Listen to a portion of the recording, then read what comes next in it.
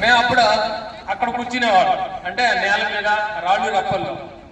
ఈ రోజు ఇంత పొజిషన్ తీసుకొచ్చిన తర్వాత కూడా స్కూల్ స్ట్రెంత్, పిల్లల స్ట్రెంత్ ఇంత తక్కువగా ఉండడం అనేది నిజంగా చాలా బాధేస్తుంది. దయచేసి నెక్స్ట్ ఇయర్ కి 500 చేయండి.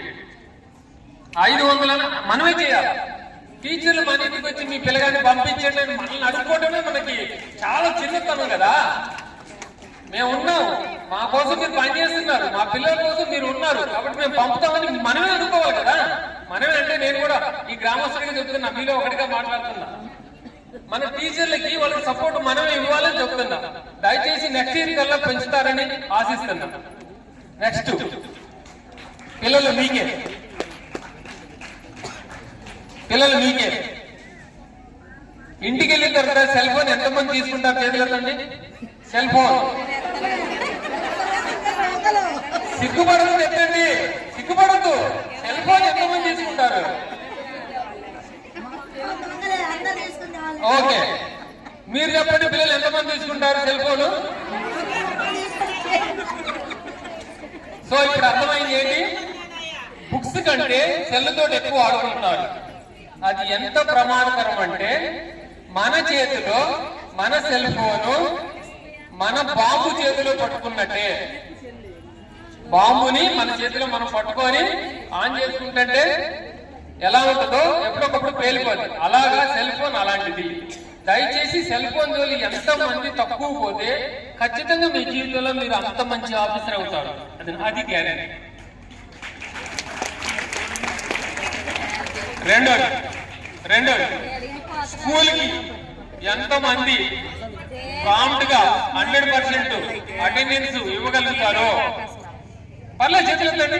ఎంతమంది వస్తున్నారు ఎవ్రీడే? ఏ రోజు ఆబ్సెంట్ కాదు. మగపిల్లలు వింటల్లా, ఏ బాబు మగపిల్లలు. సో ఈ సందర్భంగా మీరు ఒక ప్రతిజ్ఞ చేయాలి. చేస్తారా? Please stand up.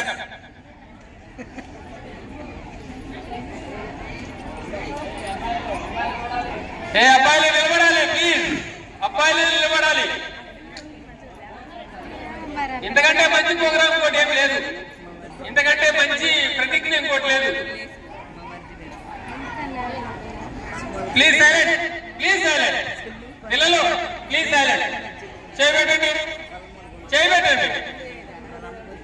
బాబు ప్రతిజ్ఞ చేయండి.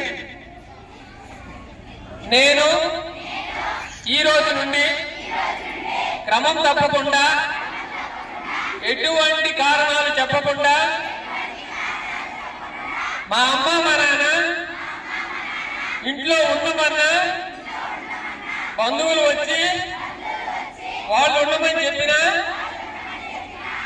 పండగలు పబ్బాలు ఈ కారణాలు చూపకుండా ఎట్టి పరిస్థితిలో ప్రతిరోజు స్కూల్కి హాజరవుతానని, అలాగనే ప్రతిరోజు స్కూల్ అయిపోయిన తర్వాత ఇంటికి వెళ్ళి ఫోన్ కూడా ముట్టుకోనని ప్రమాణం చేస్తున్నారు. మళ్ళీ చెప్తున్నా, ఫోన్ కూడా ముట్టుకోనని మనస్సాక్షిగా ప్రమాణం చేస్తున్నాను.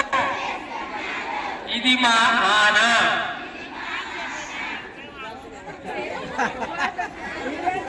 ఓకేనా? ప్లీజ్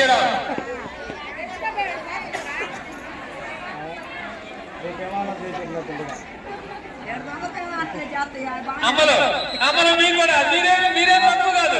ఎందుకంటే నేను కూడా మీ బిడ్డనే. నేను కూడా మీలాంటి వాళ్ళ అమ్మ బిడ్డనే. ఎందుకో మా అమ్మ రోడ్డు మీదనే మా ఇల్లు కూడా తెలుసుకుంటా.